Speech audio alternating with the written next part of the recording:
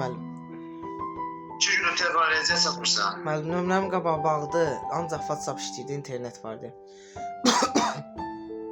Yeşə gəlmirsə 2 gündür. Mənim üstünüzə sağ kripləmişəm.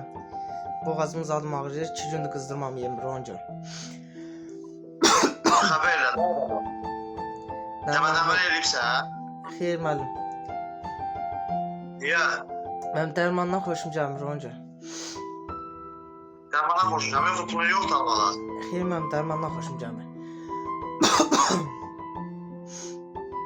Taksinə düşən aşağı dərm alsın, taksinə göndərəm. Sistem dərman. Onu evdə eləsinlərsə.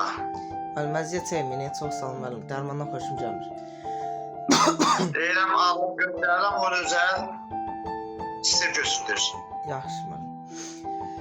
Yaxşı. Yaxşı müəllim, yaxşı. Kontrol yoxdur telefonda. Xeyr mənim nömrəm bağlıdır. Kontrol atacaq sən telefona, yaxşı. Yaxşı müəllim, sağ olun. Tamam.